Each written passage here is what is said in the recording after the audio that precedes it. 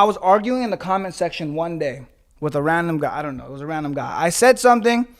Someone responded to me. Or I stated my opinion like I do on the internet. Someone responded to me. And they said something. And I thought about it. I was like, I could have a really intellectual response. And like, or I looked at his profile. I was like, fucking white guy. Or I could just be like, man, that's something a white dude would say. And it's an automatic win because I posted that comment right under it. Right. And it literally got like 97 likes, my comment. It was just like what does that even mean? It doesn't mean anything because he wrote like a thing and I was like, I could have a good response for him. Or I could just call him white. Because right now, the general like population. Public enemy number one. It's public enemy number one. Right. You're public enemy number one. Like, it doesn't matter what the context may be. You're in a situation where you have to apologize for your existence. So no matter what, like, you could be winning in an argument, whatever the case is. Once they drop that card, you're like, well, I guess I am a straight white male. Then at that point, it's over. Like, I have a bit of sympathy that exists there. I do too. But it's at a point where I can't really say a bit because I'm very rational with how I navigate through life. I don't feel like somebody should have to pay the consequences for something that they weren't involved in. But I agree. Well, just in the matter of the conversation of oppression Olympics. Yeah, you are a straight white male. Yeah, you had it coming to you. That's the racial equivalent of like still beat though. Right. You know, if a girl could essentially be like, that is. A girl could be like, you got a small dick, you fucking suck at sex, you're ugly, you can't get no hoes, blah blah blah blah blah. Still beat though. Right. You win enough. automatically. It's like the equivalent. It could be like, you did this, you're a criminal, you're this. Something a white dude would say. It's an automatic like. I think white people get this rep that they're lame, that they like. It's just, it's so funny how much racism they can endure. Right. And what's so interesting about it, and I think especially as it pertains to what racism is supposed to be versus what it's considered now, where everything is primarily verbal. Yeah. You can't look at how racism is being defined and say somebody doesn't qualify to have to be a victim of racism. Because at that point, if it's just, hey, I'm saying this just based off appearance alone, everybody would have to qualify. If you now introduce power dynamics, which it should be based upon, well, then still you could have situations where somebody can be a victim of, because it would be a case-by-case basis. How would you define racism? So I would look at it as prejudice plus power that exists there. Yeah. So, because essentially, but some hatred in there, right? Right. Like, of course, there would have to be hatred in there. Hate. Like, let's just say if there were to be, you're hiring per se, right? And you're a company predominantly, white company, whatever the case is, and we'll just use black and white because those are the go-tos. Yeah. So then a black person comes in, same qualifications as a white person, same sort of, experience, whatever the case is. You deny the black person, not because they didn't have a good interview or whatever, just simply off the case of them being black. Right?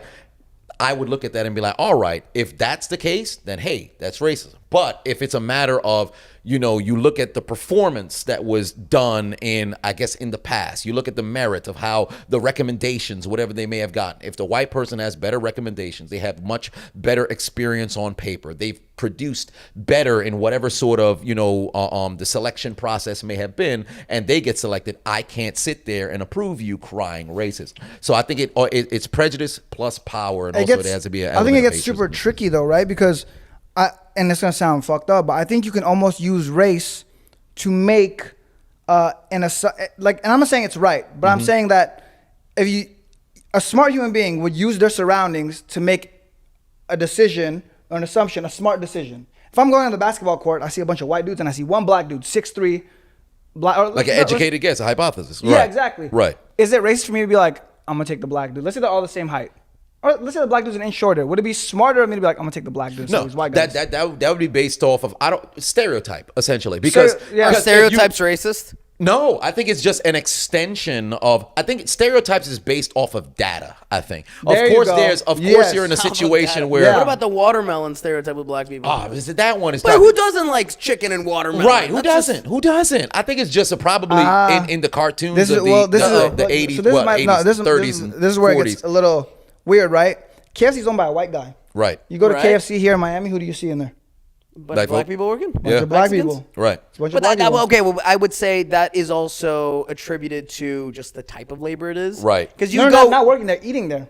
You go. Are you- Well, I don't it know. is no, but I don't think it's marketed predominantly towards, because I think Popeyes That's like kind the of black- more predominantly marketed towards Also, them. Checkers is Right. the black burger joint. Oh, is it? Fast Oh, I food. didn't know that. I've only had Checkers Popeyes one too. time in my life. Yeah, but Popeyes primarily. Yeah. So that's my thing. And Hennessy, same thing. yeah, Hennessy. Yeah, I think Hennessy got the Bro, black community in a I chokehold. literally, bro. and I Hennessy's see it. I'm terrible. kind of like, this is so, it's so fucked. But it's like, if there wasn't truth to it, this wouldn't be how the world worked. Because Right. I was watching an NBA game, right? It was an NBA game, and literally ads, Popeyes, Yep. Hennessy. That's so funny. Hennessy, the official beverage of the NBA. It was something like that. Yeah, I it was was like, something. They have bro. a weird, like, oh my God, I wish I knew The official what drink of the partnership NBA. that they have now, because I've been seeing more Hennessy commercials, because I had never seen Hennessy commercials in the past. Out of nowhere, the past maybe 18 months, I've been seeing Hennessy commercials pop up during, like, I don't even watch television like that. Primarily, if I'm turning on the TV, I'm watching sports. Right. But if I'm watching basketball or I'm watching football, all of a sudden, but primarily during basketball games, Hennessy commercials out of nowhere. I'm like,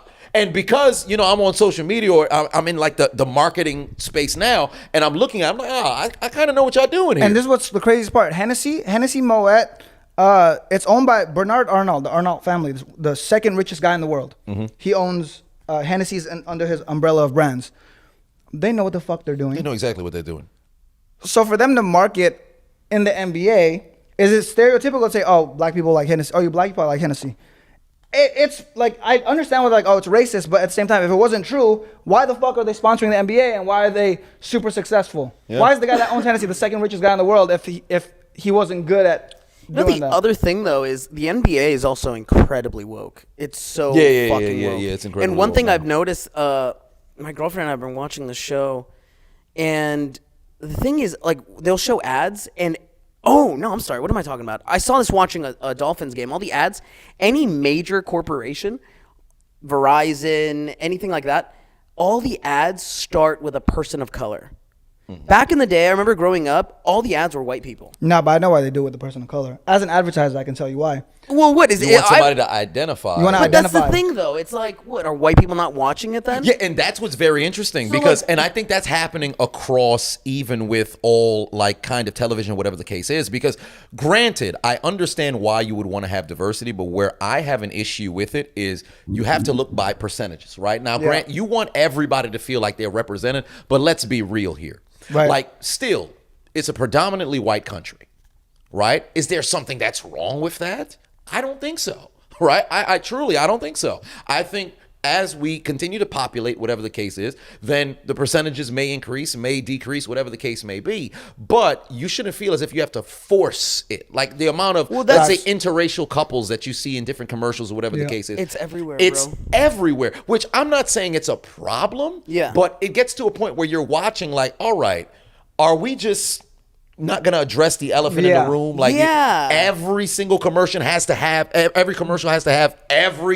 demographic of person. Yeah, exactly. Like, and one thing I noticed is that the white guy or the white woman is always, if they show a white person, it's either in a relationship with a person of color or they're the butt of the joke. So they're the awkward white guy at the party, or and that's The way I see it, though, when it comes to a lot of this stuff, specifically marketing material, if it makes dollars, it makes sense. If I'm a business owner, I'm a smart business owner. But see, I think it goes beyond that for this. I think this is ESG scores. Well, no, because think about it like this. Could be. Disney has been incorporating a lot of like LGBT stuff in their movies and stuff, and they're losing money. yeah, it hasn't been working. It They're hasn't been losing working. money. South Park made a thing about it where it's like the streaming. the Panderverse thing. Right, the Panderverse, right. well, So they're pandering. It's not working because people aren't relating to it. Yeah. Because think about it. If you follow the money, if there's 70% white people, you put a white person in an ad, 70% of people will relate to it more. You'll make more money. Right. Disney's trying to do this thing, and it's not working, and they're losing money. I think at the end of the day, people could feel how they want to feel.